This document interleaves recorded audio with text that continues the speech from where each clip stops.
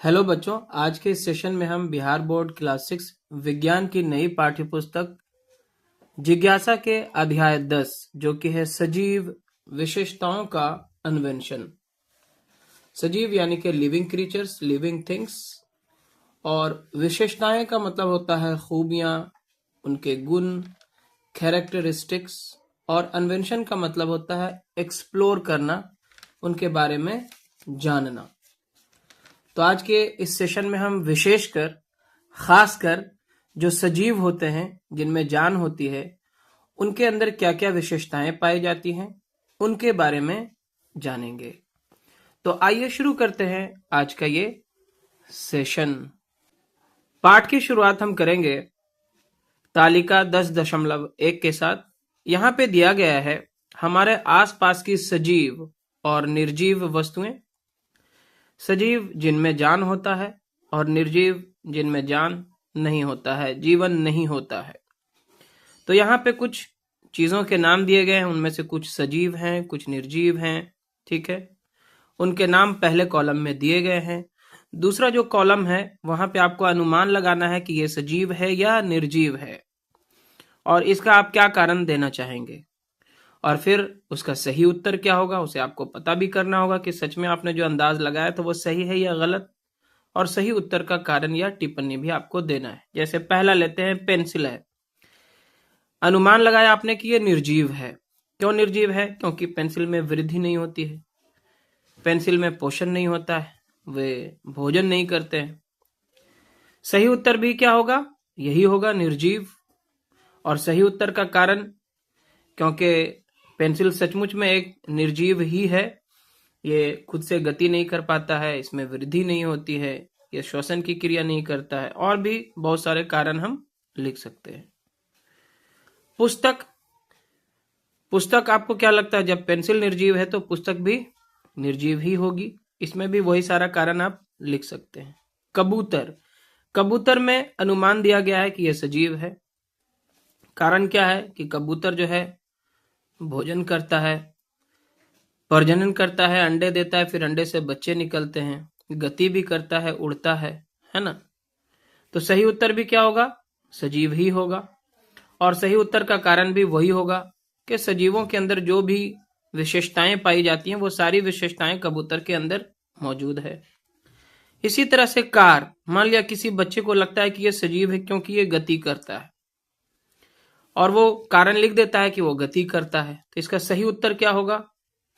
निर्जीव है। क्योंकि कार जो है खुद से गति नहीं कर सकता, ये एक मशीन की भांति कार्य करता है, और इसका कंट्रोल जो है इसके चालक के पास होता है, जो ड्राइवर होता है उसके पास होता है। वो जब चाहता है इसे चलाता है, और जब चाहता है इसे रोक सकता है। इसके अलावा जो है कार में और कोई विशेष गुण नहीं होता है, जैसे ये वृद्धि नहीं करता है ना, और ये प्रजनन नहीं करता है ना, इसका पोषण नहीं होता है। तो सही उत्तर यही है कि ये निर्जीव है, और इसका यही सारा कारण हो सकता है। क्योंकि ये किस कारण से निर्जीव है वो हमने आपको यहाँ पे बताया। इसी तरह से आप कुछ और अन्य उदाहरण लेके भी चर्चा कर सकते हैं। हमारा मेन पॉइंट है यहाँ पे कि वह क्या है जो सजीव को निर्जीव से पृथक करता है। What sets the living apart from the non living? ऐसी क्या क्या बातें हैं जो एक सजीव को निर्जीव से अलग करता है?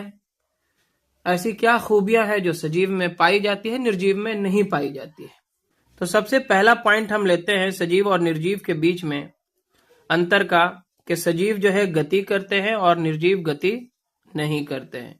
गति यानी कि मूवमेंट, एक स्थान से दूसरे स्थान तक जाते हैं, चलते हैं, या तो भोजन की खोज में, या फिर आवास यानी शेल्टर की खोज में, या फिर अपने को अपने दुश्मनों से बचाने के लिए गति करते हैं।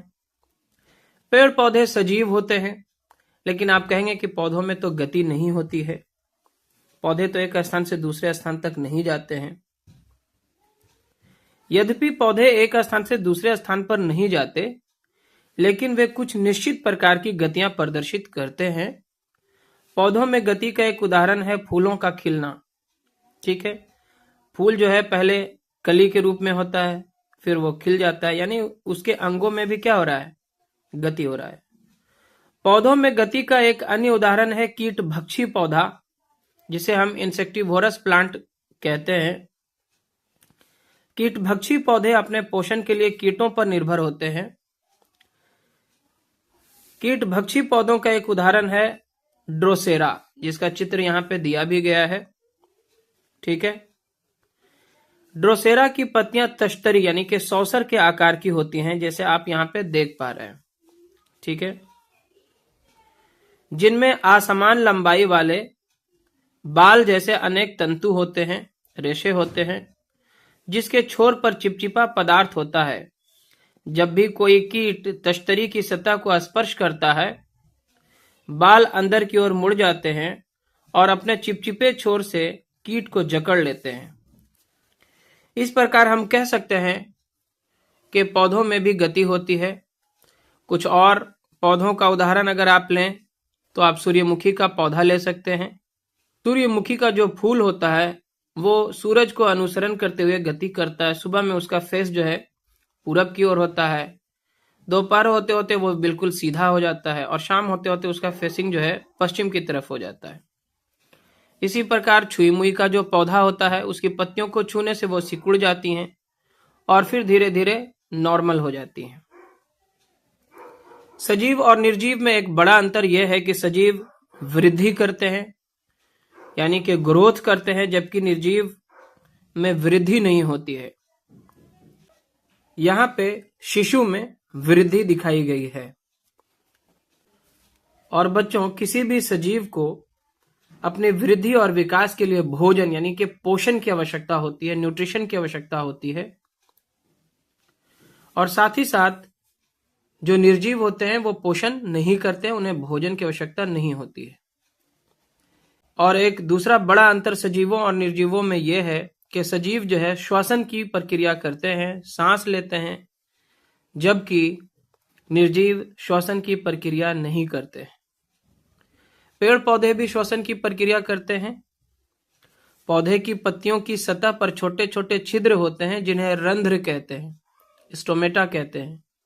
ये छिद्र पौधे के शरीर में वायु अंदर लेने और बाहर करने में सहायता करते हैं। एक और जो अंतर है वो ये कि सजीवों में जो है उत्सर्जन की प्रक्रिया होती है, यानी कि उसके शरीर में जो अपशिष्ट उत्पाद बनते हैं उसको शरीर से क्या करते हैं, बाहर निकालते रहते हैं।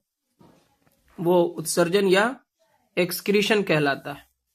जैसे कि मनुष्य और जंतु अपने शरीर से क्या करते हैं, अपशिष्ट पदार्थों को मल मूत्र के रूप में बाहर निकालते रहते हैं। इसी तरह से अनेक पौधों में भी आप देखेंगे कि गोंद निकलता है या फिर उनके छाल जो है सूख करके अलग हो जाते हैं। इस प्रकार उनसे भी जो है अपशिष्ट पदार्थ अलग हो जाता है। और अगला पॉइंट है कि सजीव उद्दीपन करते हैं।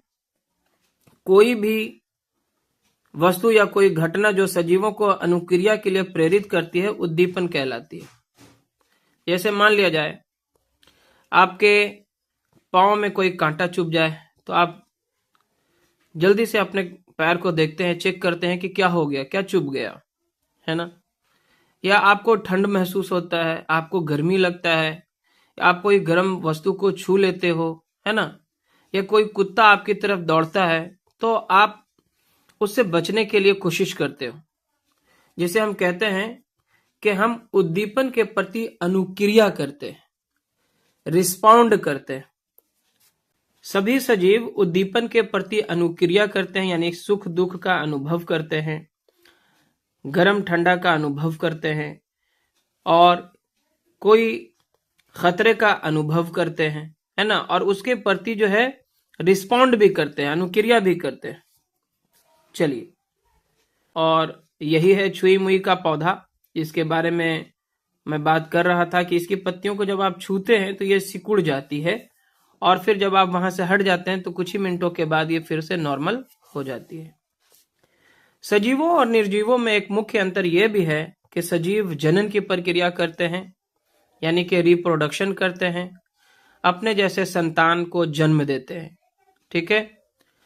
और कुछ जीव जो है अपने जैसे संतान पैदा करते हैं तो कुछ जीव अंडे देते हैं और फिर अंडों से बच्चे निकलते हैं, जबकि निर्जीव जो है जनन की प्रक्रिया नहीं करते हैं। और जनन जो है ये किसी भी जीव की निरंतरता को बनाने में सहायक है। अगर जनन की प्रक्रिया नहीं होगी तो जीवों का अस्तित्व धीरे धीरे समाप्त हो जाएगा, है ना, क्योंकि सभी जीव एक न एक दिन मरते भी हैं। यह भी सजीवों का एक गुण है, विशेषता है कि एक दिन उनकी मृत्यु हो जाती है ना। और अगर जनन की प्रक्रिया नहीं होगी तो मृत्यु के साथ ही जो है उनकी संख्या घटती रहेगी और एक दिन समाप्त हो जाएगी। इसलिए प्रजनन या जनन आवश्यक है। उपर्युक्त चर्चा से हम समझ सकते हैं कि सभी सजीवों में कुछ सामान्य विशेषताएं पाई जाती हैं, जैसा कि सभी सजीव गति प्रदर्शन करते हैं, उन्हें भोजन की आवश्यकता होती है, वे वृद्धि करते हैं, श्वसन करते हैं, जनन करते हैं, उत्सर्जन करते हैं, उद्दीपन के प्रति अनुक्रिया करते हैं और अंततः मर जाते हैं। इनमें से एक भी लक्षण का अभाव यह दर्शाता है कि वे निर्जीव वस्तुएं हैं। ठीक है, चलिए आगे बढ़ते हैं। आगे है बीजों के अंकुरण के लिए आवश्यक परिस्थितियां, यानी कि बीज जो है जर्मिनेट कैसे होते हैं, उनसे नया पौधा किस प्रकार निकलता है, कौन कौन सी परिस्थितियां हैं जो बीजों के अंकुरण के लिए आवश्यक है। Essential condition for germination of a seed. So बच्चों, बीजों के अंकुरण यानी कि जर्मिनेशन के लिए वायु, जल और सूर्य के प्रकाश का पर्याप्त मात्रा में होना आवश्यक है। पिछले पेज में कुछ क्रियाकलाप दिए गए हैं जिसके थ्रू यह बताने की कोशिश की गई है कि बीजों के अंकुरण के लिए जो है सूर्य का प्रकाश यानी धूप का होना भी जरूरी है, जल यानी कि नमी की मात्रा का भी होना जरूरी है और वायु का भी होना आवश्यक है। चलिए यहाँ पे हम सबसे पहले फली का अंकुरित बीज यहाँ पे दिया गया एक चित्र, इसको समझते हैं। ये बीज का जो है बाहरी आवरण होता है जिसको हम छिलका कहते हैं, इसे हम बीजावरण कहते हैं। बीजावरण यानी कि सीड कोट होता है, इसे हम सीड कोट भी कहेंगे। और ये क्या है, भ्रूण है, यहां से अंकुरन निकल रहा है जिसे हम एम्ब्रोयो कहते हैं। ठीक है, ये द्विपत्री बीज मालूम पड़ता है ना। और ये शायद सेम का या फिर कहें कि राजमा का बीज होगा या चना का बीज हो सकता है। आगे यहां पे हम बीजों के अंकुरन के लिए जल, वायु एवं मिट्टी, प्रकाश और अंधकार की परिस्थितियों का संक्षिप्त में अध्ययन करेंगे। जल, बीजों के अंकुरन के लिए जल की आवश्यकता होती है। जल बीजों को उनकी वृद्धि के लिए अनिवार्य प्रक्रिया को पूरा करने में सक्षम बनाता है। बीज के बाह्य आवरण को बीजावरण कहा जाता है ना। जल बीजावरण को मुलायम करता है और इसके अंदर के नन्हे भ्रूण को पौधों में विकसित होने में सहायता करता है। अब आते हैं वायु एवं मिट्टी यानी कि एयर एंड सॉइल। बीजों को अंकुरन के लिए वायु की आवश्यकता होती है। बीज मिट्टी के कणों के बीज के स्थान में उपस्थित वायु का उपयोग करते हैं। इसके अतिरिक्त मिट्टी के कणों के बीज के स्थान के कारण जड़ें आसानी से बढ़ती हैं। अब है प्रकाश एवं अंधकार की परिस्थितियां। हमने सीखा कि फलों के बीजों के अंकुरन के लिए प्रकाश अनिवार्य नहीं है। सामान्यतः अधिकांश बीजों को अंकुरन के लिए प्रकाश की आवश्यकता नहीं होती, किंतु अंकुरन के पश्चात जो नवोद्भिद की वृद्धि के लिए, जो नया नन्हा पौधा होगा, उसकी वृद्धि के लिए सूर्य के प्रकाश की आवश्यकता होती है, क्योंकि सूर्य के प्रकाश की अनुपस्थिति में पत्तियां जो है भोजन बनाने की या प्रकाश संश्लेषण की प्रक्रिया नहीं कर सकती हैं, जिससे जो है उनका पोषण नहीं हो पाएगा और फिर पौधे की वृद्धि पर्याप्त रूप से नहीं हो पाएगी। ठीक है, अध्याय उचित आहार स्वस्थ शरीर का आधार, ये हम पढ़ चुके हैं। में आपने सीखा कि मनुष्य को उत्तम स्वस्थ और उचित वृद्धि के लिए संतुलित भोजन की आवश्यकता होती है। इसी प्रकार पौधों को भी उचित वृद्धि और विकास के लिए अनुकूल परिस्थितियों एवं पोषक तत्वों की आवश्यकता होती है।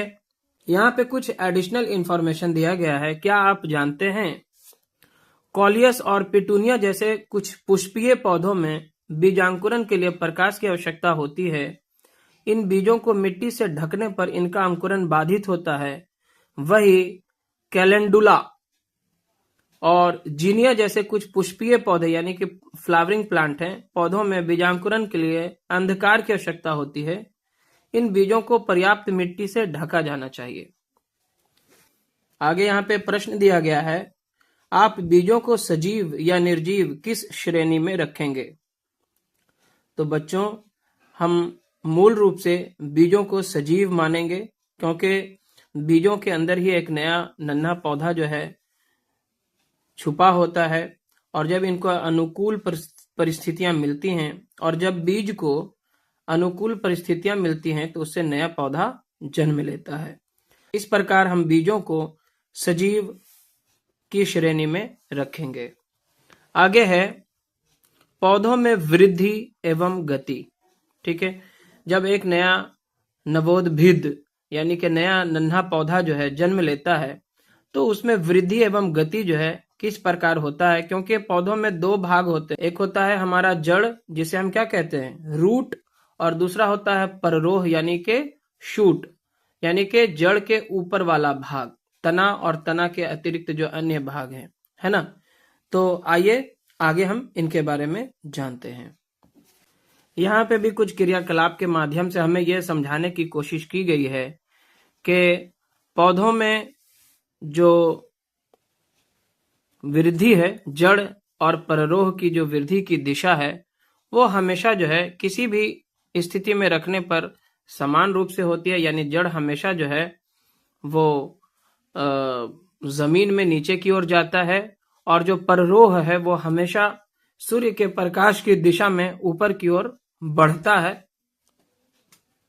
जड़ें मिट्टी में भीतर की ओर बढ़ती हैं ताकि वो जमीन से जो है अधिक से अधिक जल और खनिज लवण इत्यादि को प्राप्त कर सकें, और जो पररोह तंत्र है, जो ऊपर का भाग है, तना और पत्तियों वाला भाग है, वो हमेशा सूर्य के प्रकाश की ओर ऊपर की ओर बढ़ता है ताकि वो पौधों को जो है अधिक से अधिक सूर्य का प्रकाश दिला पाए और पत्तियां जो है सूर्य के प्रकाश की उपस्थिति में भोजन बनाने की जो प्रक्रिया है यानी पोषण की जो प्रक्रिया है कर सके। आगे यहाँ पे है वैज्ञानिक से परिचय। यहाँ पे एक साइंटिस्ट हैं, इनका नाम है जगदीश चंद्र बोस, जिनका जन्म 1858 में और मृत्यु 1937 में हुई थी। एक भारतीय वैज्ञानिक थे जिन्होंने पौधों के साथ कुछ रोचक प्रयोग किए, एक्सपेरिमेंट किया। उन्होंने प्रकाश, ताप, विद्युत और गुरुत्वाकर्षण जैसे उद्दीपनों के प्रति पौधों की अनुक्रियाओं को अंकित करने के लिए क्रेस्कोग्राफ नामक मशीन का निर्माण किया। इस मशीन से उन्होंने मापा कि पौधे कितनी तेजी से बढ़ते हैं। उन्होंने यह भी दर्शाया कि पौधे उद्दीपनों को महसूस कर सकते हैं और उनके प्रति अनुक्रिया करते हैं यानी रिएक्ट करते हैं। आगे है पौधों का जीवन चक्र यानी कि लाइफ साइकिल ऑफ प्लांट्स। सबसे पहले यहाँ पे पहली अवस्था जो है आप यहाँ पे देख पा रहे हैं, ये एक बीज है, सीड है। और दूसरी अवस्था में बीज का क्या हो चुका है, यहाँ पे अंकुरन हो चुका है, जर्मिनेशन हो चुका है। और आगे यहाँ पे जो है तीसरी अवस्था में पत्तियों का प्रकटन यानी कि अपीयरेंस हो रहा है, नई नई पत्तियां यहाँ पे आप देख पा रहे हैं, पौधा जो है बड़ा हो रहा है। और चौथी अवस्था में फिर इसमें जो है फूलों का प्रकटन होता है यानी कि इसमें फ्लावर जो है अपीयर होने लगते हैं। और पांचवी अवस्था में क्या होता है, फलों का प्रकटन यानी कि फूल के बाद फिर इसमें फल आ जाते हैं, है ना। और फिर पौधों की क्या होती है, मृत्यु हो जाती है। जो फल है, अगर फल भी साथ साथ सूख जाए तो उसके अंदर जो है बीज हमें प्राप्त हो जाता है। और इस तरह से जो पौधों का जीवन चक्र है वो चलता रहता है। आगे है जंतुओं का जीवन चक्र। हमने एक पौधे के जीवन चक्र के विषय में जाना। हमने देखा कि पौधों के जीवन चक्र में अनेक परिवर्तन होते हैं, है ना। बीज से अंकुरन होता है, फिर नन्हा पौधा, फिर जो है उसमें पत्तियां निकलती हैं, फिर उसमें जो है फूल निकलते हैं, फिर उससे फल बनते हैं, और फिर फलों में जो है बीज होता है। एक दिन आता है कि पौधे जो है सूख जाते हैं, मर जाते हैं, और फिर उनके बीजों से नया पौधा निकलता है। ठीक है, क्या आपने कभी ध्यान दिया कि समय के साथ जंतु कैसे बड़े होते हैं? विभिन्न जंतुओं के बच्चों के रेखा चित्र बनाइए और उनके नाम लिखिए। तो आइए सबसे पहले यहाँ पे हम मच्छर का जीवन चक्र देखते हैं। मच्छर का जो जीवन चक्र है ये हम अगले पेज में बहुत बढ़िया से देखेंगे। यहाँ पे है स्थिर जल निकाय में मच्छरों के लार्वा और प्यूपा, यानी कि जहां कहीं भी पानी स्थिर होता है, गंदा पानी होता है, वहां पे मच्छर अंडे दे देते हैं और फिर अंडों से लार्वा निकलता है और लार्वा थोड़ा और बड़ा होकर के क्या बन जाता है? प्यूपा बनता है। बच्चों, हम सब जानते हैं कि मच्छर हमारे लिए जो है हानिकारक हैं। ये कई बीमारियों का कारण बनते हैं, जैसे डेंगू, मलेरिया इत्यादि जो बीमारियां हैं वो मच्छरों के काटने से ही होता है। मच्छरों के जीवन चक्र को किस प्रकार भंग किया जा सकता है, यानी इन्हें जो है किस तरह से जो है नष्ट किया जा सकता है? तो बच्चों, मिट्टी का तेल जो है वो जल की सतह पर एक पतली परत बनाता है। मिट्टी का तेल कहते हैं केरोसिन तेल को। यह परत जल को वायु से पृथक कर देती है, यानी कि जब केरोसिन ऑयल को जब हम पानी में, ठहरे हुए पानी में डालेंगे तो यह पानी के ऊपर तैरता है और लार्वा एवं प्यूपा श्वास द्वारा वायु ग्रहण नहीं कर पाते हैं, है ना। जब पानी के ऊपर केरोसिन ऑयल तैरता है तो ये जो है पानी में वायु को जाने से रोकता है और परिणामतः जो अंडे, लार्वा और प्यूपा होते हैं मच्छरों के वो मर जाते हैं। यानी कि हम अगर पानी में, ठहरे हुए पानी में अगर केरोसिन तेल डाल दें तो मच्छर को नष्ट कर सकते हैं। इसके अलावा जो है और भी कई प्रकार के केमिकल आते हैं, पाउडर आते हैं, है ना, जिसके छिड़काव करने से मच्छर के लार्वा और प्यूपा जो है वो मर जाते हैं। यहाँ पे आप मच्छर का जीवन चक्र देख सकते हैं। सब पहली अवस्था है कि मच्छर, जो वयस्क मच्छर होते हैं वो अंडे देते हैं और फिर अंडों से जो है इस तरह से लार्वा उत्पन्न होता है और फिर लार्वा जो है डेवलप होकर के प्यूपा बनता है और प्यूपा फिर डेवलप होकर के वयस्क मच्छर बन जाता है। तो ये मच्छर का जीवन चक्र है। इसका आप एक नामांकित चित्र भी बनाएं, क्योंकि परीक्षा में जो है ये प्रश्न आ सकता है कि मच्छर के जीवन चक्र का एक नामांकित चित्र बनाएं। तो आप इसको बनाने का कोशिश करें। आगे एडिशनल इंफॉर्मेशन के तौर पर यहाँ पे हमें रेशम कीट यानी सिल्क वर्म्स के बारे में कुछ बताया गया है। रेशम कीट भी जीवन की 4 अवस्थाओं से गुजरता है: अंडा, लार्वा, प्यूपा और वयस्क। अंडे लार्वा के रूप में स्फुटित होते हैं और फिर आकार में बढ़ते हैं। प्यूपा में परिवर्तन होने से पहले लार्वा धागे जैसा पदार्थ स्रावित करता है जो उनके चारों ओर लिपट जाता है ना। ये वो रेशे हैं जिसका उपयोग रेशमी वस्त्र बनाने के लिए किया जाता है। ठीक है। भारत में खादी और ग्रामोद्योग आयोग ने रेशम के उत्पादन के लिए अनेक केंद्र स्थापित किए हैं। आगे हम मेढक का जीवन चक्र पढ़ेंगे।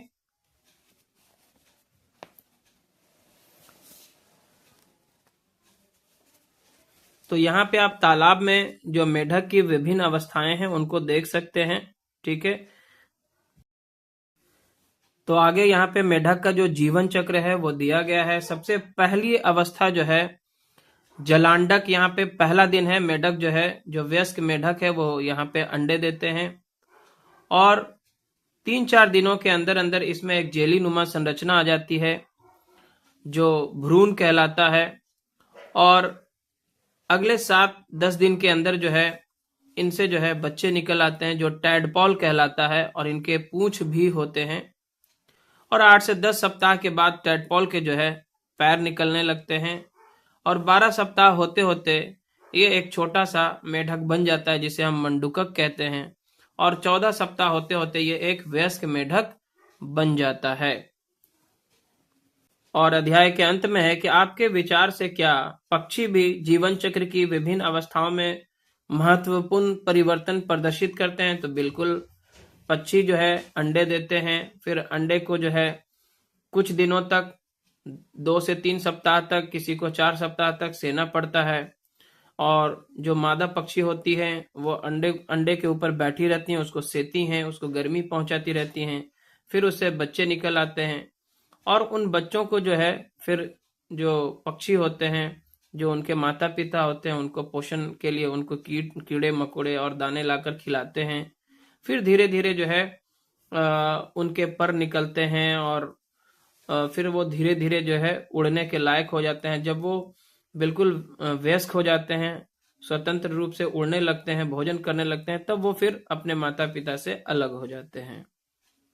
आगे है जंतुओं का जीवन चक्र पौधों के जीवन चक्र से किस प्रकार भिन्न होता है। तो हमने ऑलरेडी डिटेल्स में पौधे और जंतुओं के बारे में बहुत सारी बातें ऑलरेडी जानी है ना। और पौधे और जंतु सजीव जगत का एक भाग हैं। वे अपने जीवन काल में अनेक परिवर्तनों से गुजरते हैं। हमने सीखा कि छोटा सा पौधा वृद्धि करके एक बड़े वृक्ष में विकसित हो जाता है। हमने यह भी सीखा कि जंतु किस प्रकार वृद्धि करते हैं और बच्चे से वयस्क में परिवर्तित होते हैं। प्रत्येक जंतु की यह यात्रा भिन्न होती है, जो उसे अनोखा और विशिष्ट बनाती है। हमने प्यूपा को कीटों में और टैडपॉल को मेढक में परिवर्तित होते हुए देखा है।